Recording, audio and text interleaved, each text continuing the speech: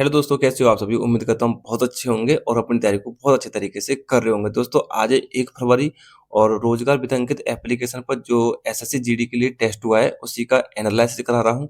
अगर आपने ये टेस्ट दिया है, तो आप अपना स्कोर कमेंट बॉक्स में ज़रूर लिखना और साथ ही आप किस राज्य से इतना स्कोर कर पा रहे हो, वो भी ज़रूर लिखना, ठीक है?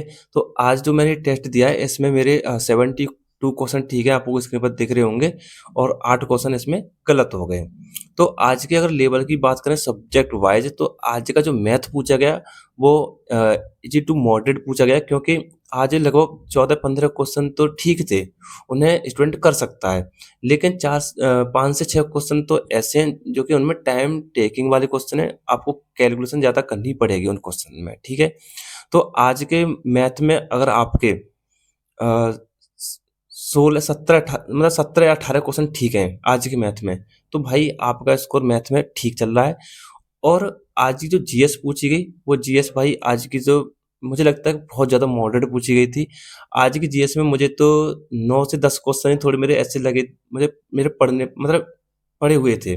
बाकी जो 10 से 11 क्वेश्चन ऐसे हैं जिनमें भाई पता नहीं चल रहा क्या है। मैंने तो उन पे एलिमिनेट करके आंसर लगाया था और उसमें से मतलब जो भी सही गए, तो जीएस में लगभग 15 के आसपास क्वेश्चन मेरे बन रहे हैं, 15 सही, 5 क्वेश्चन उसमें गलत हो गए। और हिंदी जो पूछी गई, हिंदी तो आसान पूछी गई थी। हिंदी में भाई आपकी सिली मिस्टेक की वजह से कोई क्वेश्चन अगर गलत हो गया है, तो वो अलग बात है, लेकिन हिंदी आसानी पूछी गई थी। और हिंदी में आज आपका स्कोर 18 क्वेश्चन तो बनना चाहिए अगर आप हिंदी भाषी राज्यों से हैं। और गैर हिंदी भाषी राज्यों से तो अगर अगर आपने 15-16 क्वेश्चन भी कर लिया तो ठीक है। और आपकी रीजनिंग, रीजनिंग में भाई आपका नंबर नहीं घटना चाहिए आज। रीजनिंग में अगर आप कहते हो कि भैया हमारा तो नंबर रीजनिंग में भी नहीं आए, तो भाई फिर गलत बात है, क्योंकि रीजनिंग आज की आसान पूछी गई थी। ओवरऑल बात करें कि आज का जो आपका स्कोर होना चाहिए, आज के मॉक टेस्ट में अगर आप हिंदी भाषी राज्यों से हैं, अगर आपने 65 क्वेश्चन ठीक करे, यानी 100 65 मतलब 60 से 65 मान लो, 120 से अगर आपके 130 के बीच में नंबर हैं, आपके 125, 127, 128 जो भी नंबर हैं, बहुत अच्छे नंबर हैं और आप गैर हिंदी भाषी राज्यों से हैं, तो आपने आज 95 से और 100 के बीच में अगर आपके नंबर बन रहे हैं, 95 से 100 के बीच में नंबर है, तो भाई आपका भी स्कोर बहुत अच्छा चल रहा है, ठीक है? तो भाई देखो, अब वो चल रहा है लास्ट समय।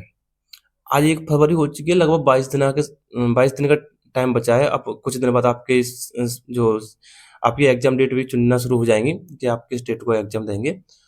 तो भाई अब देखो, तैयारी में तो ये आपसे ये कहूँगा कि भाई अब नया मत पढ़ना कुछ भी।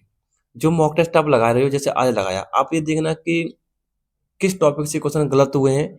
और जो कि अभी अब ये मत सोचना कि मैंने पढ़ा नहीं है चैप्टर तो मैं अब दोबारा पढ़ने लग जाऊँ। ये गलती मत करना। आपने जो पढ़ लिया है, जो आपका लिखा हुआ, उसी का बार-बार रिवीजन करते रहो। मॉक टेस्ट का एनालिसिस ज़रूर किया करो। अगर आप मॉक टेस्ट दे रहे हो फिर एनालिसिस नहीं कर रहे हो और आप ये नहीं देख रहे हो कि मेरे क्वेश्चन किस टॉपिक से गलत हो रहे हैं, तो फिर आपका मॉक टेस्ट लगाने का कोई फ़ायदा नहीं है। क्योंकि भाई देखो, मॉक टेस्ट में क्या है कि इसको तो अप डाउन होता रहता है। आज आपके 120 नंबर आ गए, हो सकता है कल आपको 110 भी करना मुश्किल हो जाए। हो सकता है या नहीं हो सकता, वो तो पेपर के लेवल पे डिपेंड करता है ना, ये बात आपको जाननी पड़ेगी। तो मॉक टेस्ट का एनालाइज़ ज़रूर किया करो। दूसरा, जब एनालाइज़ करते हो तो देखा करो कि किस टॉपिक से क्वेश्चन गलत हो रहे हैं, उन्हीं क्वेश्चन को भाई प्रैक्टिस किया करो, रिवीजन किया करो उनका। मान के चलो, आज जनगणना से एक क्वेश्चन आया था। जनगण 2011 की जनगणना में कितने प्रश्न पूछे गए थे? ईमानदारी से बता रहा हूँ, ये क्वेश्चन मेरी समझ में नहीं आया। मैंने तो इसमें तुक्का लगाया था, अब सही गया या नहीं गया मुझे नहीं पता। पहली बार देखा था मैंने ऐसा क्वेश्चन, कितने प्रश्न पूछे गए थे, क्या मतलब है इस चीज़ का? तो वो समझ में नहीं आई। अब मैं इस चीज़ के बाद रिसर्च करूँगा, भाई एक क्वेश्चन आया है तो क्यों आया है? क्या वजह है इस चीज़ की? तो ये चीज़ें देखा करो। अब जनगणना से क्वेश्चन आया, जनगणना को पूरा रिवीजन कर लो। ये चीज़ें देखो। तो भाई एनालाइज़ ज़रूर किया करो। बाकी और भी आपको कोई डाउट हो तो कमेंट बॉक्स में ज़रूर बताना। और देखो, जो स्टूडेंट सम्मान समारोह हुआ, सम्मान समारोह में स्टूडेंट ने एक ही बात कही थी, भाई लास्ट टाइम पर हम सिर्फ़ मॉक टेस्ट का एनालाइज़ करते थे। जो गलतियाँ होती थी उन्हीं को अपनी कॉपी में लिख देते थे और उन्हीं का रिवीजन कर देते थे बस। इतना किया। और कभी ये मत सोचना कि मॉक टेस्ट में स्कोर कम आ रहा है तो हमारा सिलेक्शन नहीं होगा।